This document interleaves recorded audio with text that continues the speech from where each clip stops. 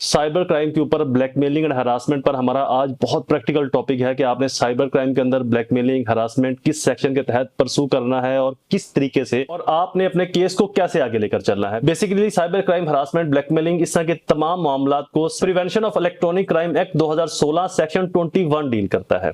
हम पहले सेक्शन 21 को पढ़ लें, फिर इसकी आगे चीजें भी मैं आपको एक्सप्लेन करता हूं, इसके आगे फर्दर प्रोसीजर भी आपको बताता हूं।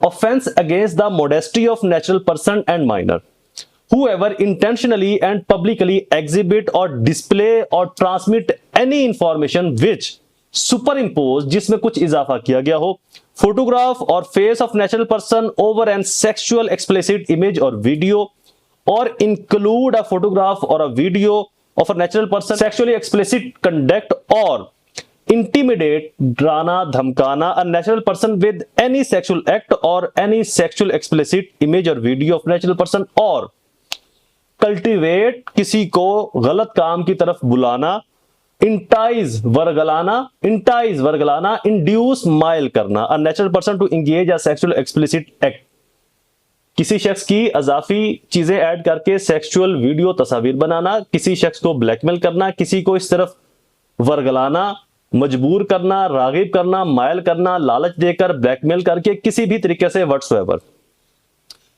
और इन तमाम चीजों को किसी भी इंफॉर्मेशन सिस्टम के थ्रू आगे ट्रांसफर करना, through an information system to harm natural person और his reputation, to take revenge और टू क्रिएट हेटेड और blackmail, shall be punish for the term which में एक्सटेंड ऑफ 5 ईयर और 5 million rupees. अब aggrieved party इसकी कार्रवाई कैसे करेगा वो भी इसके अंदर बता दिया। Section 21 sub section 3, an aggrieved person और हिज गार्डियन। अब लफ्ज गार्डियन की एडिशन क्यों की गई? ऐसा एग्रीव्ड पर्सन जो खुद से कार्रवाई नहीं करना चाहता, पहली किस्म। ऐसा एग्रीव्ड पर्सन जो फीमेल है, लड़की है, पर्दादार है, बाहर नहीं आ जा सकती, सेकंड कंडीशन। थर्ड, ऐसा बच्चा बच्ची जो माइनर है, 18 साल से नीचे है, तो उनके गार्डियन कौन हो सकते हैं? नेचुरल गार्डियन, माँ बाप, बहन भाई, हस्बैंड, औलाद, ये नेचुरल गार्डियन है। या फिर बाई कोर्ट गार्डियन मुकर्रर होगा, वो गार्डियन पर्सन के थ्रू कंप्लेन परसू की जा सकती है, या एग्रीड पर्सन इटसेल्फ भी कंप्लेन कर सकता है। अब यहां से एक क्वेश्चन आता है कि आपने कंप्लेन इंडिविजुअल करनी है या अपने लॉयर के साथ। हमेशा एक चीज अपने माइंड में रखें कि जो साइबर क्राइम है ये बाकी क्राइम से मुख्तलिफ है। इसकी ट्रांजैक्शन ट्रेल, इसकी हिस्ट्री, पैटर्न और जो बाकी चीजें हैं वो डिफरेंट हैं इन अदरवाइज क्राइम।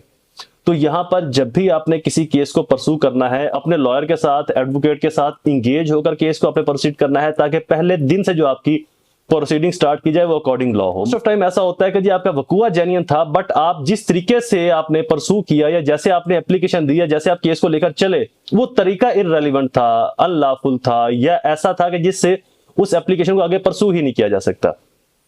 तो यहां पर 2 स्टेप है। फर्स्ट, आपने केस को इनिशिएट करना है, स्टार्ट करना है। सेकंड, आपने जस्ट उस मटेरियल को डिलीट करवाना है। उसके बारे में भी लॉ हमें बता देता है कि लॉ ये कहता है कि an authority of receipt of such application shall forthwith such order deemed reasonable to circumstances including the order of removal of photograph, distractions, videos etcetera concern social media platform. Application के बाद आपका जो वो मवाद है social media के ऊपर जो अपलोडेड है उसको रिमूव करवाया जाएगा, और फिर इसके बाद आपकी एप्लीकेशन को असेस करने के बाद कि इसमें आगे कानूनी निकात हैं, इसको आगे परसू किया जा सकता है या नहीं, उसके बाद फिर आपकी एप्लीकेशन प्रॉपर एफआईआर की सूरत में आगे परसू होगी और फिर उसका सजा, जजा और ट्रायल का अमल स्टार्ट होगा। तो जब भी साइबर क्राइम के मामला को लेकर चले, अपना वकील जरूर एंगेज करें इस मामले के अंदर, उसके साथ अपनी कोऑर्डिनेशन, अपनी कंसल्टेशन करने के बाद इस केस को आगे लेकर चले। Stay connected, subscribe the channel and follow the page. ऐसी और इंफॉर्मेटिव वीडियोस भी जल्द अपलोड हो जाएंगी चैनल के ऊपर, जिसके अंदर इसके बाद का जो प्रोसीजर और पैटर्न है वो भी आपसे शेयर करूंगा। वस्सलाम।